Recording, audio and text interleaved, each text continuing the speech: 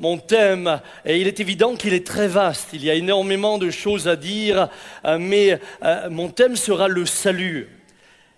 Voyez-vous, quand je prêche sur les conséquences de la foi que sont par exemple la guérison divine, et Dieu sait combien j'aime ce thème-là, puisque moi-même je suis le premier au bénéfice de la guérison que Dieu a accordée à ma mère. Ma mère n'aurait pas reçu la guérison divine, je ne serais jamais venu au monde. Donc c'est avec beaucoup de respect que je parle de la guérison divine, que je parle de l'autorité sur les puissances démoniaques, que je parle de la bénédiction de Dieu dans la vie quotidienne. Mais toutes ces choses ne sont finalement que les conséquences de la foi, mais elles ne sont pas le support de notre foi. Quand je parle de ces choses-là, si par exemple je prends comme thème la guérison divine, très souvent il y a de l'enthousiasme dans l'auditoire. Très souvent il y a une réponse de l'auditoire, il y a de la joie dans l'auditoire. Pourquoi ? Parce que je traite un sujet qui peut concerner chacun. Chacun a soit le désir d'être guéri, soit le désir de prier et de voir des gens être guéris. Si je parle de la bénédiction quotidienne ou si on parle d'abondance, évidemment ça a beaucoup d'écho, beaucoup de succès. Mais un peu paradoxalement, parfois à ma grande surprise, autant ces thèmes-là, la puissance sur les démons ou la puissance du Saint-Esprit sont enthousiasmants, autant quand on parle du salut, on a le sentiment parfois que l'enthousiasme baisse. Comme si le thème du salut était secondaire, alors qu'il est essentiel. Comme si le thème du salut n'avait pas la moindre importance. Et je dirais ce matin, et c'est mon fardeau, et sans négliger personne, et en respectant chacun, j'ai parfois le sentiment qu'il y a des chrétiens qui sont mal enracinés dans leur foi. C'est-à-dire que leur foi s'enracine plus dans les signes que dans ce qui fait le fondement de la foi, c'est-à-dire notre salut. Nous avons besoin de revenir à ce qui fait le fondement de notre foi. Non pas nous attacher uniquement aux signes et à la bénédiction. D'ailleurs, les personnes qui sont mal enracinées, lorsque la guérison n'est pas au rendez-vous, la bénédiction ou la protection, lorsque quelque chose leur arrive, ils ne comprennent plus et leur foi se met à être chancelante, branlante. L'apôtre Paul dira même qu'ils font naufrage par rapport à la foi. Mais pourquoi font-ils naufrage par rapport à la foi ? Tout simplement parce que leur foi n'est pas bâtie sur le Christ. La foi est juste bâtie sur ce que le Christ donne. Ce matin, et c'est là mon fardeau, et le fardeau de toute l'équipe pastorale, et le fardeau des responsables de groupes de maison, nous voulons bâtir une église qui s'établit sur le fondement des apôtres, sur l'enseignement de Christ lui-même. L'Épître aux Hébreux nous dit comment échapperons-nous en négligeant un si grand salut, frères, sœurs, écoutez bien, débouchez les oreilles, non seulement physiques, mais de votre cœur.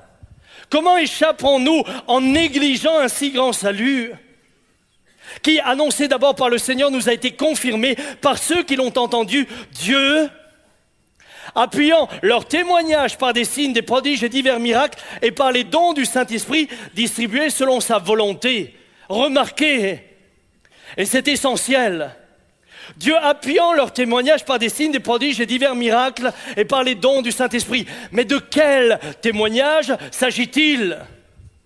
Il s'agit du témoignage de l'œuvre de Christ à la croix. C'est ce témoignage-là qui est attesté par le ciel et suivi de signes, de miracles et de prodiges. Voulons-nous voir la gloire de Dieu ? Remettons au centre l'œuvre de la croix. Voulons-nous voir dans ce pays, un peuple être sauvé ? Remettons au centre de nos préoccupations l'œuvre du salut. Arrêtons de chercher la guérison, cherchons celui qui s'est donné pour nous. Commençons à témoigner de ce qu'il a fait pour nous en parlant du salut. Et alors, les signes, les miracles et les prodiges nous accompagneront. Lorsque Jésus les a envoyés, il ne leur a pas dit « allez prêcher la guérison ». Il leur a pas dit, allez prêcher comment on chasse les démons. Il n'a jamais dit ça. Il a dit, allez et annoncez la bonne nouvelle. De quelle nouvelle s'agissait-il ? La bonne nouvelle, c'est que Dieu avait envoyé son Fils afin que l'homme soit réconcilié avec Dieu.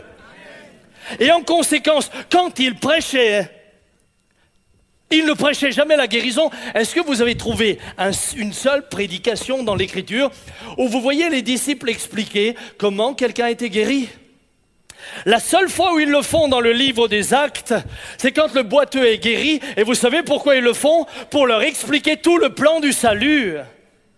Alors mes frères, mes sœurs, ce matin, c'est de tout cœur que je prêche, c'est avec mes entrailles.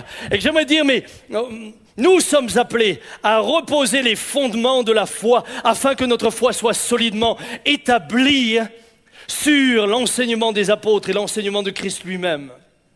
Mon premier point pour ceux qui prennent des notes, et vous qui êtes dans des groupes de maison, je vous encourage à prendre quelques notes qui vous aideront à poser des questions et peut-être à alimenter le débat quand vous serez ensemble. Mon premier point, c'est quand nous parlons de salut, de quoi parlons-nous exactement? La foi chrétienne n'est pas, j'aimerais le rappeler ce matin, une simple morale religieuse faite de règles de bonne conduite, nous enseignant comment bien nous comporter, en espérant que le bon comportement qui découlera de l'observance de ces règles nous emmènera à avoir la faveur et la grâce de Dieu et le salut. Ce n'est pas de cela que nous parlons. Lorsque la Bible parle du salut, j'aimerais vous dire sur quoi le salut est basé. Le salut est basé entièrement sur le fait que l'homme a échoué, que l'homme a été coupé de Dieu. Le salut est basé uniquement sur le fait que l'homme est perdu éternellement. C'est notre statut. Mon frère, ma sœur, c'est la seule base du salut. Nous sommes et nous avons été coupés de la glorieuse présence de Dieu. Toute l'œuvre de Christ est reliée à cette réalité-là, toi et moi. Sans lui, nous sommes perdus et nous avons, pour être rachetés, absolument besoin d'un sauveur.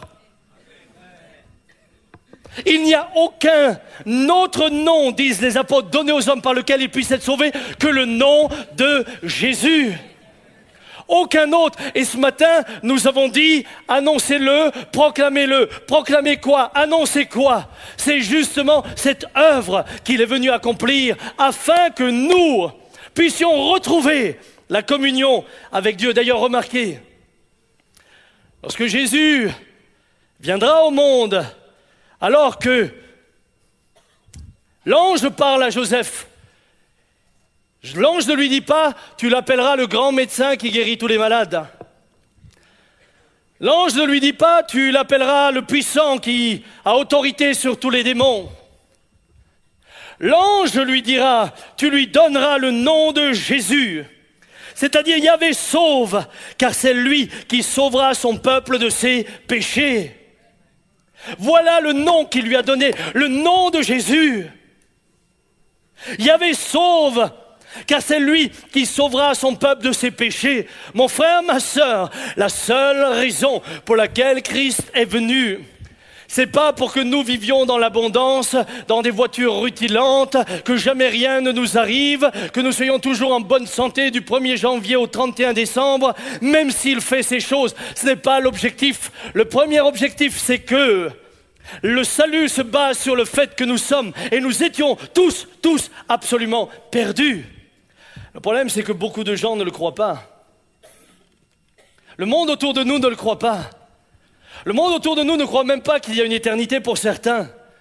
Les fameux dessinateurs qui, malheureusement, ont été injustement, parce qu'on n'a jamais le droit de prendre la vie de quelqu'un, quel que soit le motif, jamais. Jamais un assassinat ne justifiera quoi que ce soit. Mais lorsque j'entendais des interviews de ces hommes-là, ils disaient « Pour nous, tout s'arrête à la mort, après il n'y a plus rien ». Je crains qu'ils aient découvert leur erreur. Mais voyez-vous, le problème, c'est pas seulement que le monde ne croit pas, mais certains chrétiens, je me demande s'ils l'ont compris. Je me demande s'ils en ont conscience. Parce que quand je regarde comment ils vivent, je me dis, ils n'ont pas forcément conscience de la grâce qu'ils ont eue. Ils n'ont pas forcément conscience de la condition qui était la leur. Beaucoup de croyants sont comme les incroyants finalement, tous se concentrent sur la terre. Et leur piété finalement ne rejoint que les désirs de la chair. Leur piété n'a finalement de but, non pas le Christ au centre, mais eux-mêmes. C'est leur succès, c'est leur réussite, c'est leur bien-être, qu'il soit social, qu'il soit financier, qu'il soit physique. C'est eux au centre. À quelque part, ils refusent la solution que Dieu donne. Ils ne la veulent pas. J'ai d'ailleurs trouvé une petite vidéo qui m'a amusé. Est-ce qu'on peut la passer? Ça dure 2 minutes. Non, même pas. Il parle en allemand là. Hein? Il parle en italien, c'est traduit en allemand. À l'aide! Est-ce qu'il y a quelqu'un?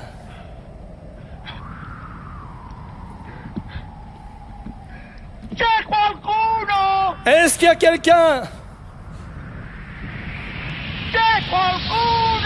Est-ce qu'il y a quelqu'un? Nuccio. Est-ce qu'il y a quelqu'un? Nuccio. Et je suis ici. Qui est là? Je suis Dieu. Je t'ai entendu. Dieu, ne te fais pas de soucis. Merci, oh merci Dieu. Laisse-toi tomber dans le vide. Mes anges vont te porter.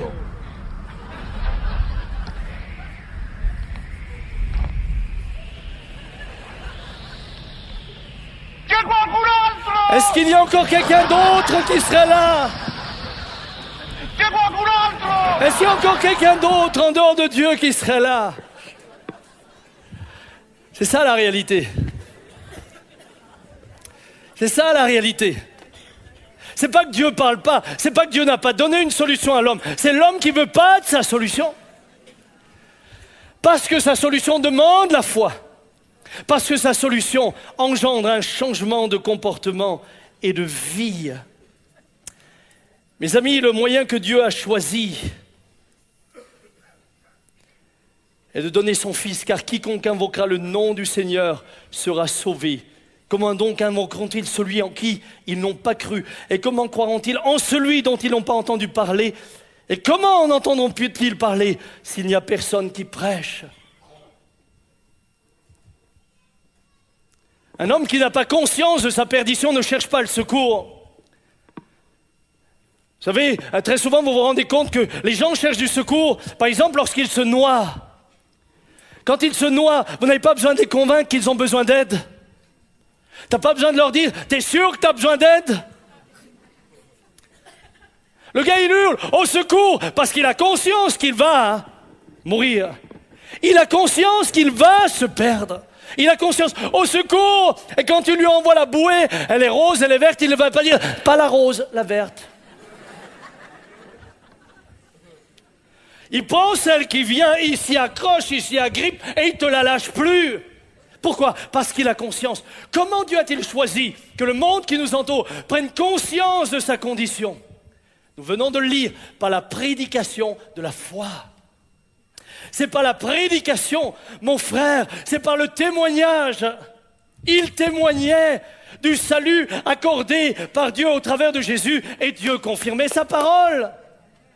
Il est donc essentiel que chacun d'entre nous soit d'abord, premièrement, convaincu du plan du salut pour lui-même, qu'il en ait pris conscience. Vous ne pourrez jamais annoncer l'évangile à quelqu'un sans être convaincu vous-même. Sinon, vous raconterez des espèces d'histoires que vous aurez simplement assimilées intellectuellement, mais qui n'ont aucun écho dans votre cœur et votre âme.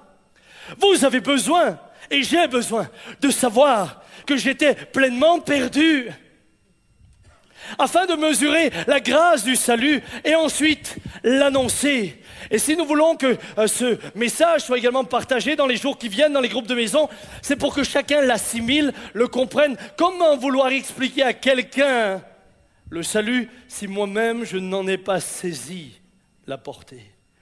Ce matin, frères et sœurs, j'aimerais nous rappeler que nous sommes tous responsables également de notre prochain.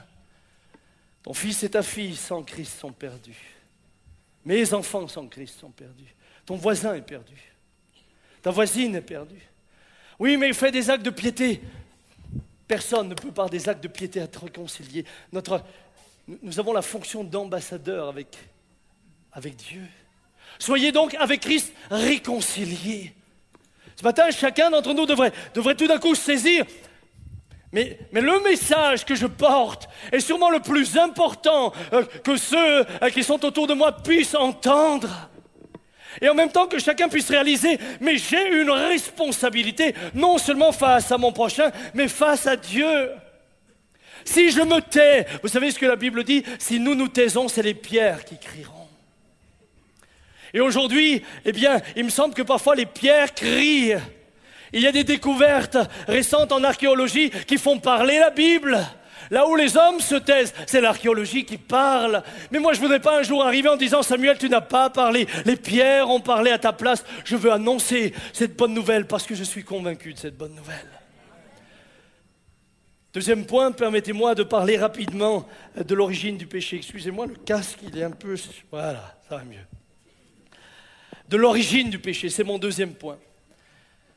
Souvent, lorsqu'on parle comme ça, on parle du péché, mais comme si le péché est né dans le jardin d'Éden. J'aimerais vous dire que ce n'est pas ce que la Bible enseigne. Le péché n'est pas né dans le jardin d'Éden. La Bible nous parle du mystère de l'iniquité. La Bible nous dit dans l'Épître aux Thessaloniciens, car le mystère de l'iniquité agit déjà, il faut que celui qui le retient encore ait disparu. 2 Thessaloniciens 2. Le mystère de l'iniquité. Comment finalement est apparu le mal? C'est un mystère, et ce matin c'est en toute humilité que j'en parle, c'est un mystère. Comment est-il possible que dans le ciel, où Dieu est parfait, où tout est parfait, soudain, l'ange le plus grand vienne à avoir la pensée devenir plus grand que son créateur. Parce que je vous rappelle qu'un ange est aussi une créature. Comment le mal est-il né? Quelle est la source, l'origine du mal? La Bible en parle comme d'un mystère, mais il nous est dit, Ézéchiel 28, tu as été intègre dans tes voies depuis le jour où tu fus créé, jusqu'à celui où l'iniquité a été trouvée chez toi. Par la grandeur de ton commerce, tu as été rempli de violence et tu as péché. Je te précipite de la montagne de Dieu et je te fais disparaître, chérubin protecteur, du milieu des pierres étincelantes. Ton cœur s'est élevé à cause de ta beauté. Tu as corrompu ta sagesse par ton éclat. Je te jette par terre, je te livre au spectacle des rois. Mon frère, ma sœur, avec humilité, reconnaissons qu'il y a là quelque chose qui nous dépasse, mais quelque chose qui... Lorsque Adam et Ève furent créés, était déjà présent. C'était déjà présent. Ce n'est pas apparu avec Adam et Ève. Adam et Ève vont simplement faire la démonstration qu'ils étaient incapables de se soumettre à la volonté de Dieu. Adam était dans un contexte tellement parfait, Ève également. Il n'y avait pas de maladie, il n'y avait pas de jalousie, il n'y avait pas de problème. Rendez-vous compte, Adam est le premier homme au monde à avoir une femme sans belle-mère. C'est plus jamais arrivé. Purée, le type, il a une femme sans la mère.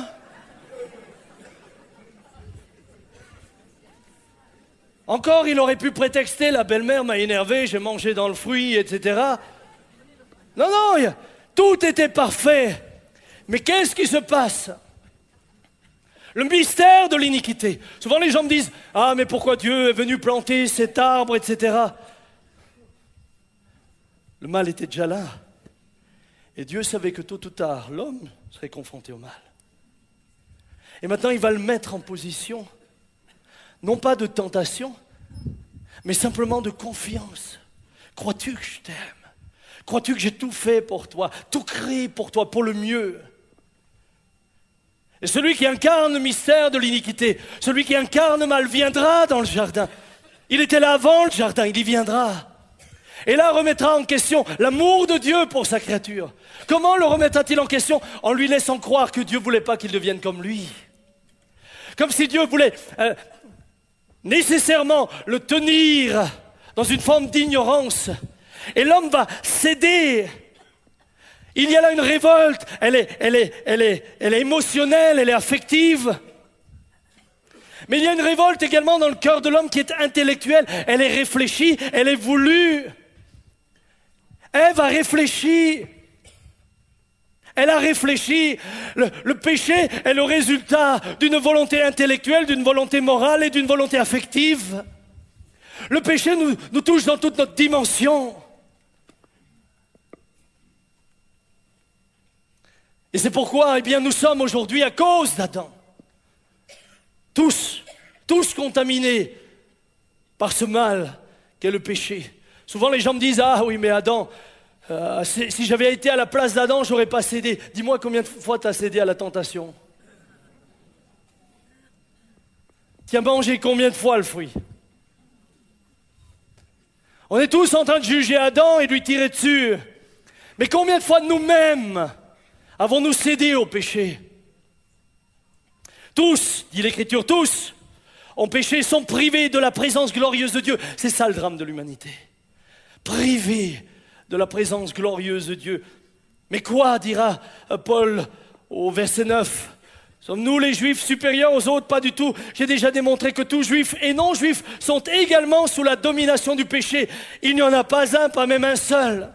Qu'ils soient hommes ou femmes, vieux ou jeunes, tous. Nous sommes sous cette domination. Permettez-moi juste une réflexion concernant les enfants. Les enfants qui naissent héritent également d'une nature pécheresse. Tous. Tous. La différence, et Paul en parle, c'est qu'ils ne sont pas coupables de transgression de la loi divine tant qu'ils ne l'ont pas perçue. Et Paul l'explique, il dira, que dirons-nous donc, la loi est-elle péché? Loin de là, mais je ne l'ai connue que par la loi. Car je n'aurais pas connu la convoitise si la loi n'eût dit, tu ne convoiteras point.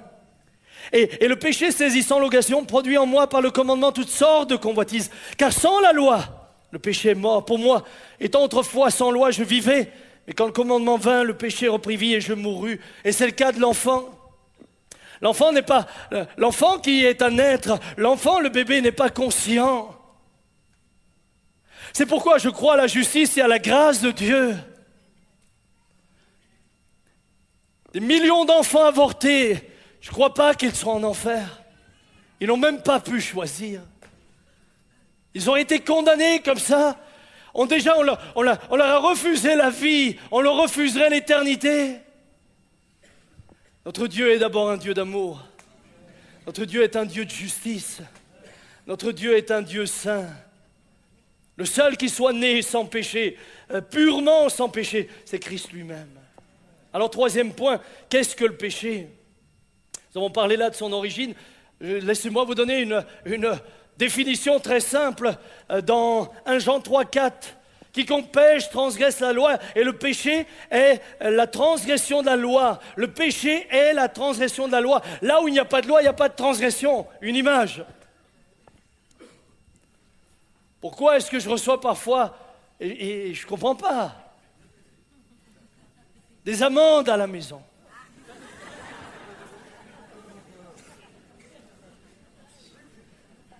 Pourtant, le Seigneur sait que je me donne la peine.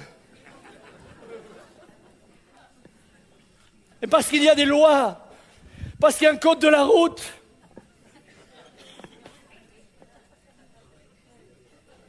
Tu n'as pas le droit de téléphoner.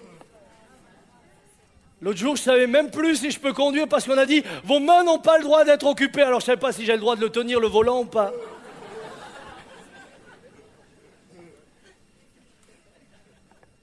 Transgression.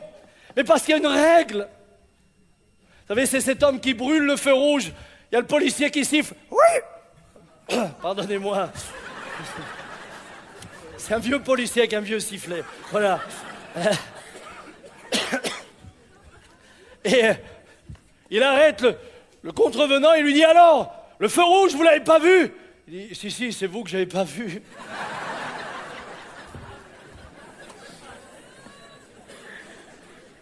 Maintenant, est-ce que ça signifie que la loi est mauvaise? Imaginez la route sans règles. Mais il faudrait que chacun d'entre nous achète un AMX 30. Et là, je ne suis pas sûr qu'on arriverait au bout de la rue. La loi est bonne en soi. Les règles que Dieu nous donne sont bonnes.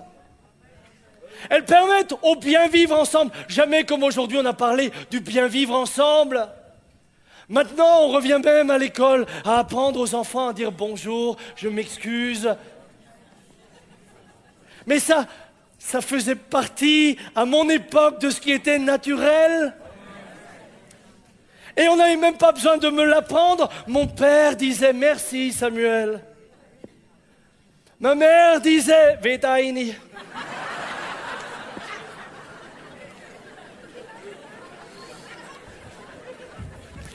Ce que je n'ai pas appris naturellement, elle me l'a enseigné par la règle. Sans règle, nous ne vivons plus ensemble. Sans règle, nous ne pouvons plus cohabiter ensemble. Mes amis, le Créateur n'a pas créé des règles pour nous embêter, mais pour que nous vivions heureux, nous nous épanouissions, que nous prospérions à tous égards. Lorsqu'on vous donne un mode d'emploi, tiens, l'autre jour, ma machine à café commençait à faire de la tisane, c'est terrible. Donc on l'a changé, et là, tu as un mode d'emploi. Je suis perturbé par des commentaires au premier rang. Et il y a un mode d'emploi qui te dit, vous mettez l'eau là, vous mettez le café là, si nous on arrive en disant, nous on fait ce qu'on veut. Dorénavant, à la place du café, on met de la confiture et de la farine à la place de l'eau. Est-ce que je peux ensuite me plaindre en disant, qui a fait cette machine? Mais non! Le créateur de la machine m'a donné l'ordre à suivre. Le jour où je me suis marié, le créateur m'a dit, voilà la femme que j'ai créée pour toi, voilà comment te comporter pour qu'elle soit heureuse. Chaque fois que j'ai obéi, ça a marché. Chaque fois que je l'ai désobéi,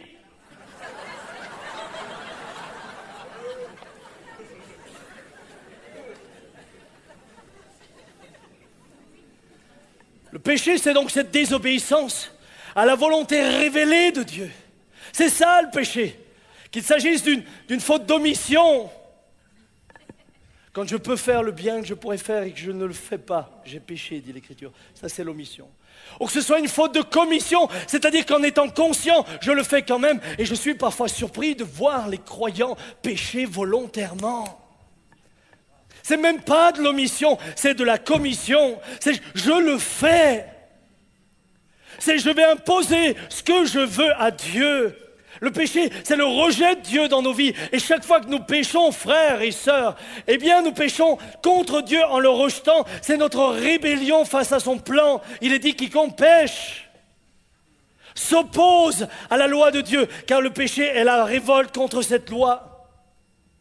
C'est le choix de vivre à notre manière, mais pas selon la nature de Dieu. C'est ça le péché. Alors que le monde qui ne croit pas en Dieu vive ainsi, ils sont au moins cohérents avec leurs valeurs. Mais que les croyants, délibérément, se cherchent des excuses, s'en inventent. On se livre à la pornographie, on se livre à la médisance, on se livre à la critique. On a des relations sexuelles en dehors du lien du mariage. Je m'adresse aux jeunes, de plus en plus de jeunes ont des relations sexuelles en dehors du lien du mariage en se disant que ce n'est pas grave. Jeunes gens, vous n'êtes pas conscients. C'est parce que vous êtes inconscients que vous êtes capable d'avoir de tels raisonnements. Je vous le dis comme un père peut s'adresser à ses fils et à ses filles. Tu n'as pas conscience de la portée spirituelle. Ce n'est pas parce que le monde le fait que tu dois le faire. Jeunes gens, quand vous faites ça, au moment où tu couches, tu rejettes Dieu. Mais tu appelles également la malédiction sur ta vie. Il y a des conséquences spirituelles. L'autre jour, j'étais avec un monsieur qui m'a touché tellement profondément. Je reste très vague.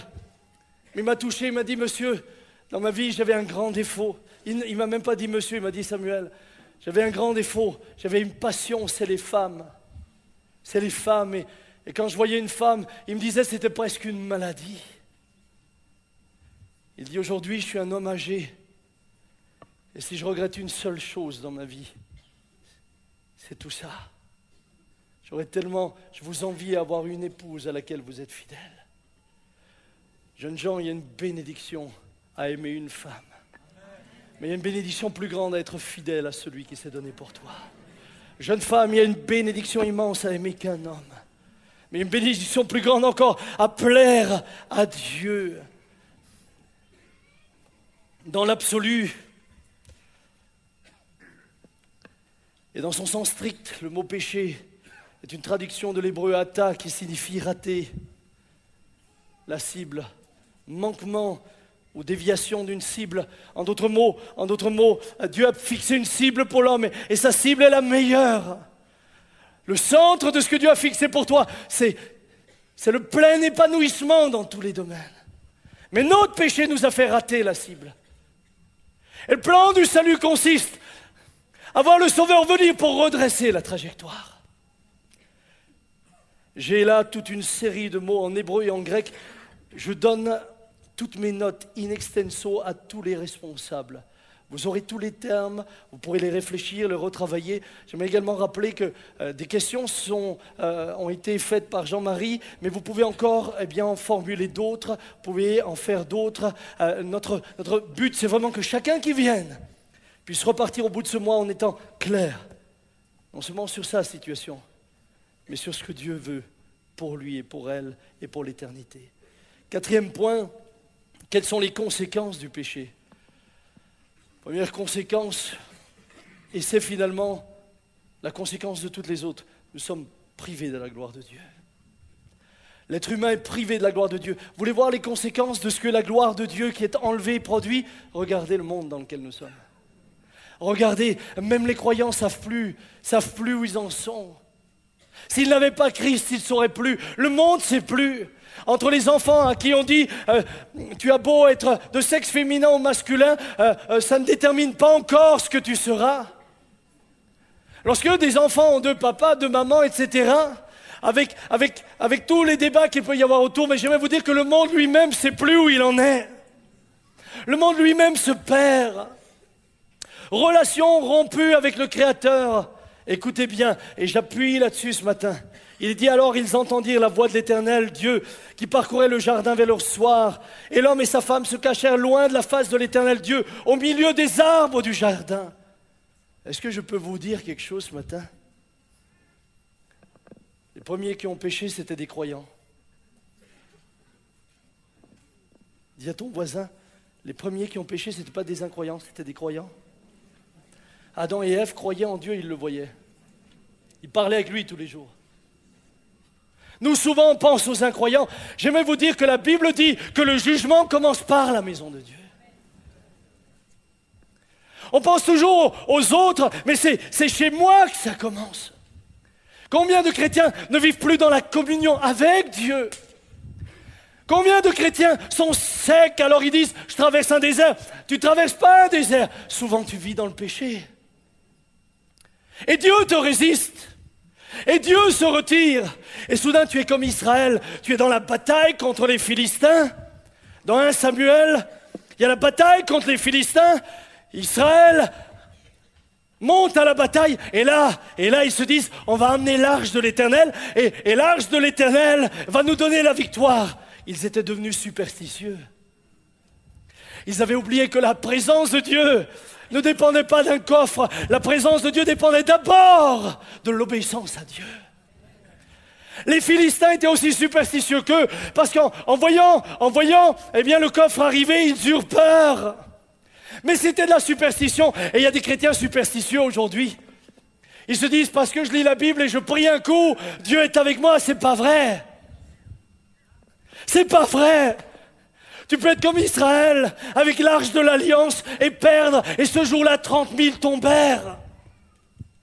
Mon frère, ma soeur, tu peux coucher sur ta Bible. C'est de la superstition. Ce qui compte, c'est ton obéissance à l'Éternel. Ce qui compte, c'est ta soumission à Dieu. C'est ça ce qui compte. Tout le reste n'est qu'une piété apparente. La race humaine fut déchue. Je ne rentre pas dans tous les détails, je laisserai les responsables de groupes de maison. La conséquence du péché, c'est l'incapacité de l'homme de se changer. Incapable. J'aime ce qui est dit. Jésus leur répondit, oui, je vous le déclare, c'est la vérité. Tout homme qui pêche est un esclave du péché. Tout homme qui pêche est un esclave du péché. Et nous sommes esclaves. Et sans Jésus, écoutez bien, ici dans ce lieu, mais dans tout ce pays, sans Jésus, aucun homme ne peut se libérer du péché. Vous pouvez aller voir des psychologues et des psychiatres toute votre vie. Ils ne vous libéreront jamais de votre péché.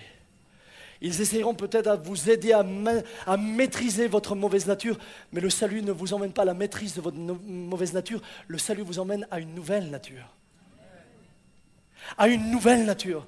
Mon frère, ma sœur, ce matin, la race humaine est déchue, c'est sûr, c'est sûr.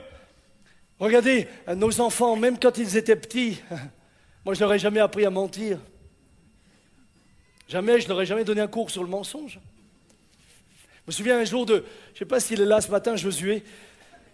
Il est là. Aïe, aïe, aïe. Josué, accroche-toi. Sois courageux, mon fils.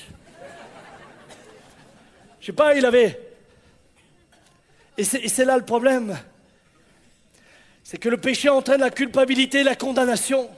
Il fallait que le péché soit sanctionné. Dieu ne pouvait pas laisser le péché comme ça. Il fallait qu'il y ait la sanction. Et il y a une culpabilité, d'ailleurs quand nous péchons, il y a une culpabilité qui vient. Il y a une condamnation qui vient. Et c'est juste. Et c'est juste. Alors qu'il était petit, 3 ans peut-être, il avait un petit tracteur. Et puis, je ne sais pas pourquoi Josué, il aimait se promener tout nu, lui. Petit comme ça. Non, ne regardez pas, ce matin, il est habillé.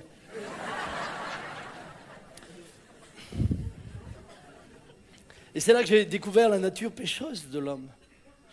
Je descends les escaliers, et puis au bas de l'escalier, il y avait une espèce de petit monticule malodorant. Il ne fallait pas mettre les pieds dedans. Et là, je vois Josué assis sur le tracteur. Je dis, Josué, qu'est-ce que tu as fait là? Inquiet. Il regarde autour de lui. Tout d'un coup, il voit le black. Il voit mon chien. Oh miséricorde. Il monte le chien du doigt. Il fait back, back, back. Pour me dire que c'est le chien qui a fait ça. Jusque-là, j'avais pas de preuves. Mais le péché vous suit.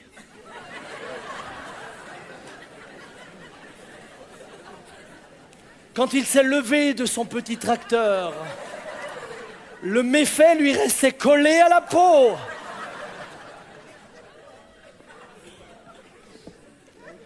Je n'avais jamais appris à mentir. Je n'avais jamais appris à essayer de me tromper. La nature humaine est déchue. Et en même temps, la culpabilité va vouloir l'amener à accuser quelqu'un d'autre. Il fallait qu'il y ait une condamnation. Il fallait qu'il y ait une rétribution du péché. Et la Bible dit, le péché amène la mort. Romains 6, 23. Car le salaire du péché, c'est la mort. Ce fut la mort physique pour Adam. Mais j'aimerais rappeler que pire que la mort physique que nous rencontrons tous, il y a la mort éternelle. C'est la seconde mort. La Bible nous parle de 2 morts. Chers amis, on ne meurt pas qu'une fois, on meurt 2 fois. On meurt une première fois physiquement quand on quitte cette terre. Et la deuxième mort, c'est ne craignez pas ceux qui tuent le corps et qui ne peuvent tuer l'âme. Craignez plutôt celui qui peut faire périr l'âme et le corps dans la géhenne. Ça, c'est la seconde mort. Alors ce matin, la solution au péché. Et ce sera là mon 5e point. Je sais que vous voudriez savoir combien de points j'ai, mais je ne vous le dirai pas. C'est un secret que vous découvrirez à la fin. Premièrement, encore une fois, nous ne pouvons pas enlever le péché par nous-mêmes. Un Éthiopien peut-il changer sa peau, dit Jérémie. Et un léopard s'étache de même. Pourriez-vous faire le bien, vous qui êtes accoutumés à faire le mal? Nous ne pourrons même pas changer notre peau. Regardez, nous les blancs, on passe notre été à devenir noirs. Vous les noirs, vous passez votre vie à devenir blancs. Avec des crèmes, et ceci et cela. Résultat, les blancs restent blancs, les noirs restent noirs. Je vais vous dire pourquoi. Parce qu'aux yeux de Dieu, ça n'a aucune importance. Nous sommes frères. Quant au péché, pas plus que je peux changer la couleur de ma peau, pas plus qu'un léopard ne pourrait enlever les taches, eh bien je ne peux l'enlever. Et la Bible dit, par rapport à l'ancienne alliance, que le sang des animaux ne pouvait faire cette œuvre. Le sang ne pouvait pas le faire. Le sang des animaux, c'était impossible. En effet, la loi qui possède une ombre des bien venir, c'était l'ombre. Ça projetait ce qui allait venir, Christ. Et non, l'exacte représentation de ces choses ne peut jamais, par les mêmes sacrifices qu'on offre perpétuellement chaque année, amener les assistants à la perfection. Autrement, n'aurait-on pas cessé de les offrir parce que ceux qui rendent ce culte, étant une fois purifiés, n'auraient plus aucune conscience de leurs péchés. Mais le souvenir des péchés est renouvelé chaque année par ces sacrifices, car il est impossible, écoute bien, impossible que le sang des taureaux et les boucs ôtent les péchés. La victoire sur le péché, c'est l'intervention puissante de Dieu qui donne son Fils unique, qui vient mourir pour toi et pour moi, qui décide de quitter le ciel de gloire, et là, qui offre son sang afin que je sois purifié. Et cette purification-là demeure dans l'éternité. Celui qui a été lavé par le sang de l'agneau est lavé. C'est pourquoi parfois je me demande si tous les chrétiens saisissent ce que ça veut dire. Parce que certains chrétiens, après avoir passé par une vraie repentance, étaient lavés dans le sang de l'agneau, continuent à chercher dans leurs péchés du passé pour expliquer d'éventuelles malédictions présentes. Celui qui l'a lavé est lavé. Et si tu considères que tu n'es pas entièrement lavé, c'est que le sang de Jésus pour toi n'est pas efficace. Mais pour moi, je proclame que le sang de Jésus est efficace pour me purifier de tous les péchés. Et est-ce qu'il y a quelqu'un ici pour dire gloire à Dieu? Est-ce qu'il y a quelqu'un ici pour dire Seigneur, nous te bénissons? La réponse au péché, c'est la croix. La Bible dit que Jésus a été fait péché pour nous. C'est extraordinaire. Celui qui n'a pas connu le péché, il l'a fait devenir péché pour nous, afin que nous devenions en lui justice de Dieu. Mon frère, ma sœur, Jésus n'a pas seulement porté le péché, il a incarné le péché. C'est tellement puissant, il s'est fait péché. C'est pourquoi ce moment était terrible sur la croix. Il y a eu une coupure entière entre le Père et le Fils. C'était impossible qu'il y ait une seule communion, une seule relation. Impossible, parce qu'il était devenu le symbole même du péché. Et c'est pour ça que Christ a été frappé. L'autre jour, je priais, j'étais seul. Et je priais, j'ai un petit lieu de prière. D'ailleurs, ça énerve tout le monde. Mon lieu de prière, c'est ma salle de bain. Et ça énerve tout le monde parce que tout le monde veut venir se brosser les dents, tout le monde veut venir faire quelque chose. Moi, je leur dis, pourquoi maintenant? En plus de ça, c'est l'endroit où j'ai mon petit chauffage et tout. Là, je suis bien. C'est ma chambre haute. Et là, alors que je priais, et je louais Dieu et que je louais Jésus pour l'œuvre, soudain, l'Esprit de Dieu m'a convaincu de ce que Christ a fait. J'ai commencé à réaliser que le créateur de l'univers, je vais vous dire que les scientifiques disent que l'extrémité de l'univers, c'est à peu près à 50 000 milliards d'années-lumière. Ça veut juste rien dire pour moi. Celui qui a créé toutes ces choses, celui qui a créé les cieux, la terre, l'infiniment grand et l'infiniment petit, s'est fait homme pour moi, est mort sur la croix parce que j'étais parfaitement perdu, incapable de changer. Mon caractère était incapable de changer. Et là, lui meurt pour moi. J'étais tellement terrassé par sa présence, je pleurais, j'étais à plat ventre devant lui et je disais, rien en moi ne mérite ce que tu as fait, rien en moi ne mérite ce que tu as fait, rien en moi, comment pourrais-je juger les autres alors que je suis un pécheur gracié? Et vous savez, quand vous vivez de tels moments, vous n'avez plus envie de juger les gens. Dites juste merci pour la grâce. Merci Seigneur. Merci pour cette grâce. Tu t'es fait le bouc émissaire pour moi. Permettez-moi de résumer le plan du salut. Le Fils de Dieu est devenu homme. Sur la croix, il porte le jugement pour toi et pour moi. Et si nous avons foi en lui, nos péchés sont pardonnés. Nous sommes sauvés par amour. Est-ce que tu peux dire merci, Seigneur? Car Dieu a tant aimé le monde qu'il a donné son Fils unique. Nous sommes sauvés par grâce, sans aucun mérite. Mais Dieu nous a prouvé à quel point il nous aime. Le Christ est mort pour nous alors que nous étions encore pécheurs. Nous sommes réconciliés maintenant avec Dieu. Tout cela dit, l'apôtre Paul vient de Dieu aux Corinthiens, qui nous a réconciliés avec lui. Christ a vaincu le diable et la mort en ressuscitant. Et Jésus maintenant nous donne la vie éternelle. Mon frère, non seulement je suis pardonné, mais j'ai la vie éternelle. Écoutez ce qu'il est dit, car le salaire du péché c'est la mort, ça c'est le salaire. Et c'est un salaire mérité. Mais le don que Dieu accorde gratuitement, c'est la vie éternelle dans l'union avec Jésus-Christ notre Seigneur, Romains 6, 23. Est-ce qu'on pourrait lui donner une ovation? Sauvé par grâce, est-ce qu'on peut le bénir? Oh Dieu! Oh Dieu! Donne-nous de prendre conscience par ton esprit. Donne-nous de prendre conscience par ton esprit. Donne-nous d'honorer un tel sacrifice par une vie digne. Par une vie digne. Nous t'en supplions. Permettez-moi d'arriver vers la conclusion pour que le plan du salut s'accomplisse. En votre faveur et en ma faveur, il nous faut réaliser que nous sommes pécheurs. Et maintenant, je vais employer un terme important. Et nous repentir. Et nous repentir. Métanoïa en grec. Métanoïa signifie changement de mentalité, d'intention. Mon frère, ma soeur, la repentance, c'est la tristesse qu'on éprouve de ses péchés. Et la douleur d'avoir offensé Dieu. Combien pêchent et n'ont aucune repentance? Oh, je m'excuse, Seigneur. Hey, ça c'est comme si ta femme te trompait avec le voisin et venait te dire le soir, excuse-moi. Je ne suis pas sûr que ça passerait aussi bien la pilule. Combien de fois j'entends ça légèrement? Je m'excuse, Seigneur. Oh, je le fais plus. Ouais, on a couché ensemble, c'était un coup, on était un peu tentés, on était fatigués, on n'avait plus de... Je m'excuse. Ça, c'est un affront à Dieu. La repentance, c'est un changement de mentalité. Je ne vivrai plus jamais comme ça. C'est ensuite une profonde douleur.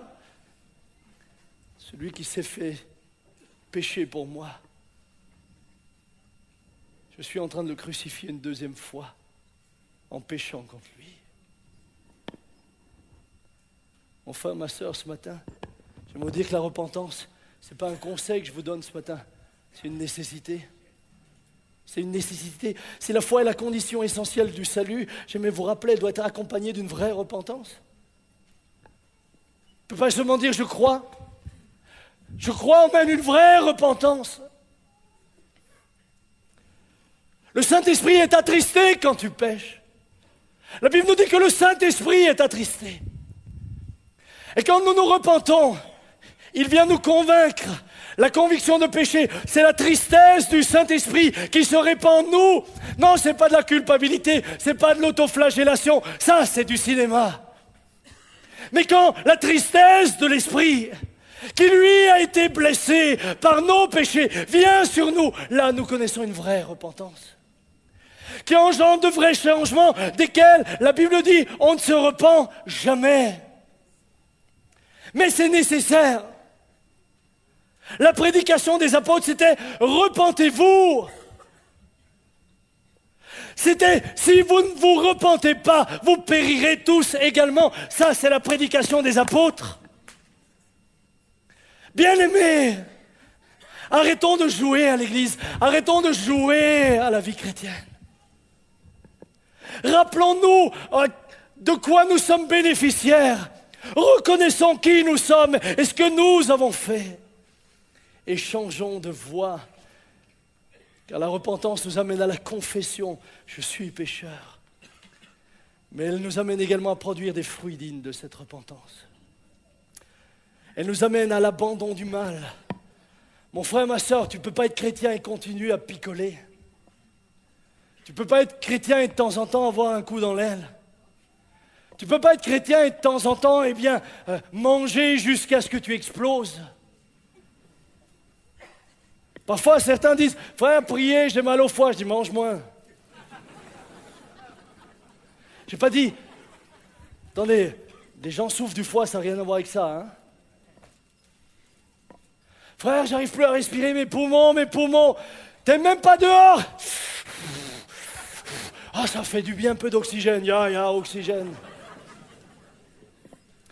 Mais comment pouvons-nous dire, nous sommes croyants et nous ne changeons pas? Continuons à mentir, continuons à tromper notre prochain, avoir des relations à la légère. Frère, soyons sérieux.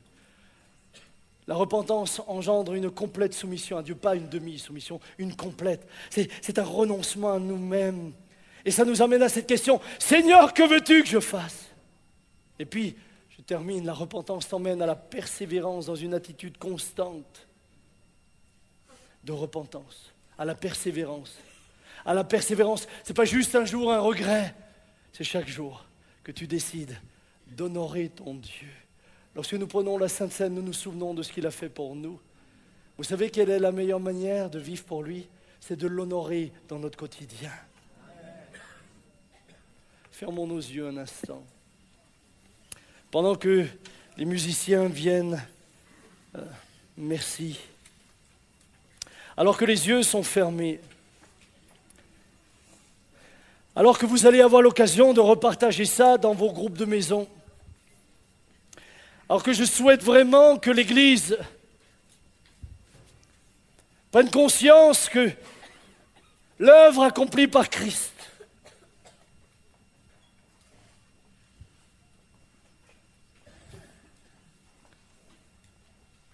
a coûté un prix inestimable. Comment pourrions-nous négliger un si grand salut? Comment pourrions-nous vivre en négligeant un si grand salut? Comment puis-je vivre en négligeant l'œuvre de Christ à la croix?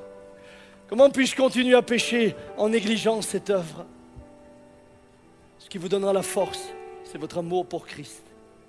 C'est exactement ce que disait Josué et Binois la semaine dernière.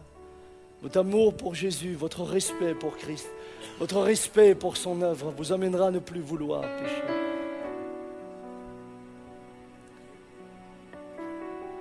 Vous pouvez relever vos têtes, frères, sœurs. Jésus dit qu'il n'est pas venu pour juger, mais pour sauver. Merveilleux Sauveur.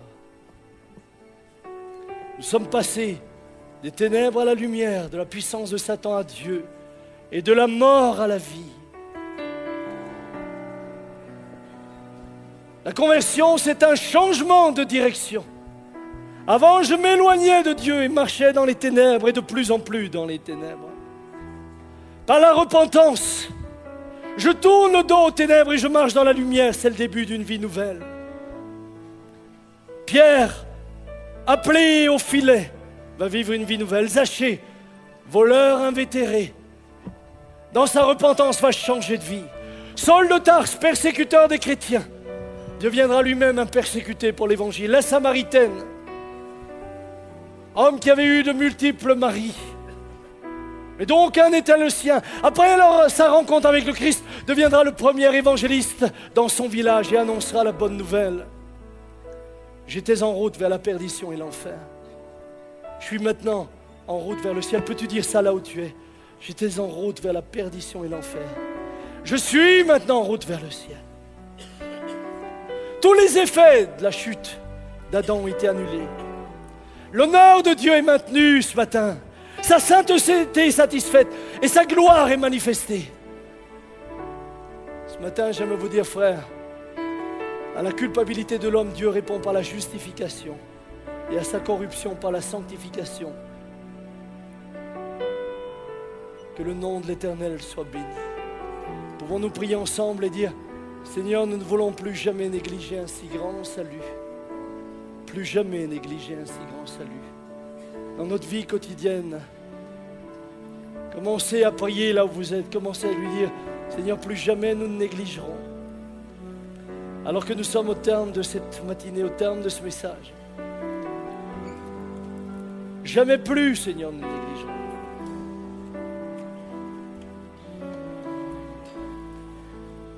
Ni dans notre relation avec toi, ni dans notre relation les uns avec les autres.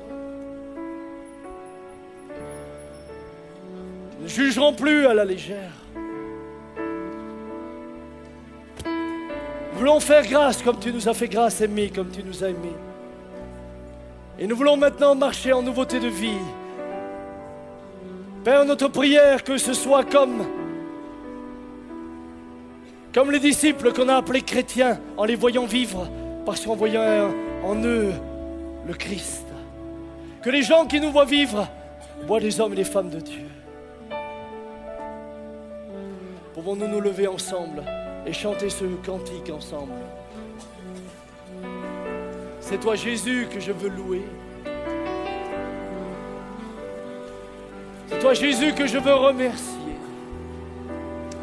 Ô Père, toi qui es aux cieux, devant vos écrans sur le net, chers amis, chers frères, ici dans ce lieu, Père, toi qui es aux cieux,